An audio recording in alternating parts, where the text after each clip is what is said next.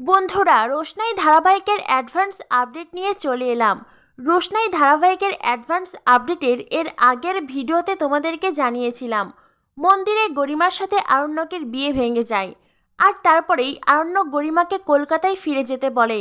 আরণ্যক বলে, গরিমা, এখানে আমার কিছু কাজ আছে, আমি রোশনাইয়ের সাথে রাজীবের বিয়ে দিতে চাই। রোশনাইকে ওর ভালোবাসার মানুষের সাথে মিলিয়ে দিয়েই আমি এখান থেকে চলে যাব।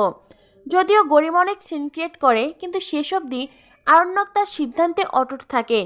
এরপরে দেখানো হয় আরণ্যক রাজীবের সাথে দেখা করে। আরণ্যক রাজীবকে বলে, রোশনাই তোমাকে মনে মনে খুব ভালোবাসে, কখনো হয়তো সেই ভালোবাসার কথা মুখ ফুটে বলতে পারেনি।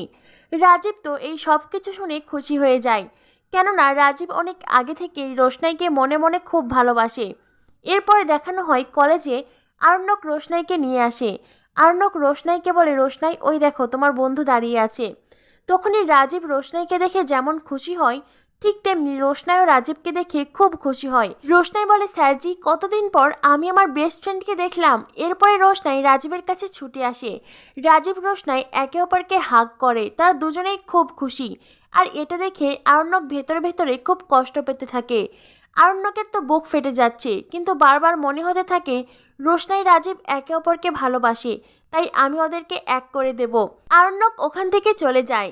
এরপরেই রাজীব রোশনাইকে বলে, রোশনাই, আরণ্যক স্যার আমাকে সবটা বলেছে। রোশনাই বলে, সবটা বলেছে মানে?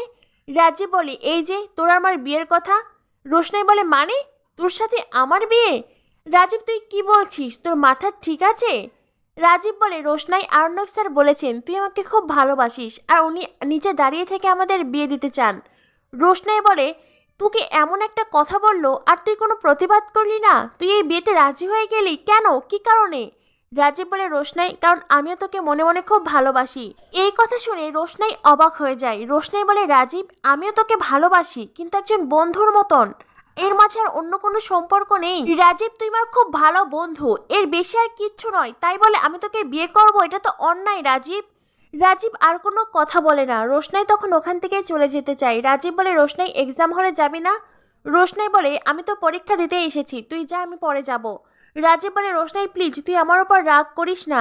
রোশনাই বলে, তুই আমার খুব কাছের বন্ধু, আমি তোকে খুব ভালোবাসি বন্ধু হিসেবে, আমি তোর উপর রাগ করতে পারি? রোশনাই ওখান থেকে চলে যায়, রাজীবও চলে যায়। এরপরে রোশনাই হোটেলে আসে, আরণ্যকের সাথে দেখা করে।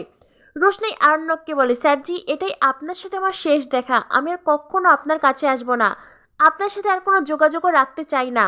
আরণ্যক বলে, কিন্তু রোশনাই, আমি কি করেছি?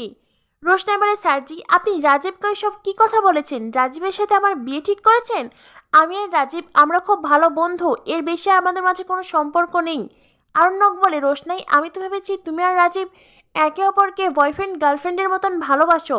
রোশনাই বলে, স্যারজি, আপনি চুপ করুন, এইসব কথা বন্ধ করুন প্লিজ, নিজের মন গড়া কথা আমার উপর চাপিয়ে দেবেন না। আরণ্যক বলে, রোশনাই, আমি তো তোমার ভালো করতে চেয়েছি। রোশনাই বলে, স্যারজি, আপনি আমার জীবনকে মজা বানিয়ে রেখেছেন। আরণ্যক বলে, রোশনাই বলে, হ্যাঁ, আমি ঠিক বলছি, আপনাকে দয়া করে আমার আর ভালো করতে হবে না, আমার প্রতি আর কোনো দায়িত্ব কর্তব্য পালন করতে হবে না, আপনি কালই এই শহর থেকে চলে যাবেন। আরণ্যক বলে, রোশনাই, এই শহরটা তোমার নিজের প্রপার্টি নয় যে আমি এখান থেকে চলে যাব। রোশনাই বলে, ঠিক আছে, এই শহরে থাকুন, একদিন কেন 100 দিন থাকুন, কিন্তু আমার জন্য নয়, আমার হয়ে আপনি আর কোনো কাজ কোনো সিদ্ধান্ত নিতে যাবেন না। স্যারজি, মন্দিরে পণ্ডিতদের কথা আপনি শোনেননি? সকলের নজরে আমি বিবাহিত, আমার বিয়ে হয়ে গেছে, আমার মতন একজন মেয়েকে কোন ভালো ছেলে বিয়ে করবে বলুন তো?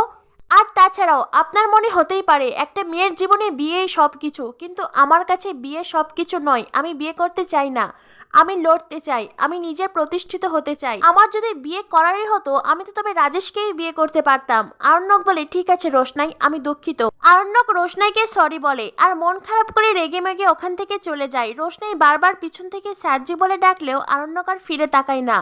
তো বন্ধুরা, কি হতে চলেছে রোশনাই ধারাবাহিকে পরবর্তী আপডেট পেতে আমাদের সাথেই থাকো। ধন্যবাদ সবাইকে।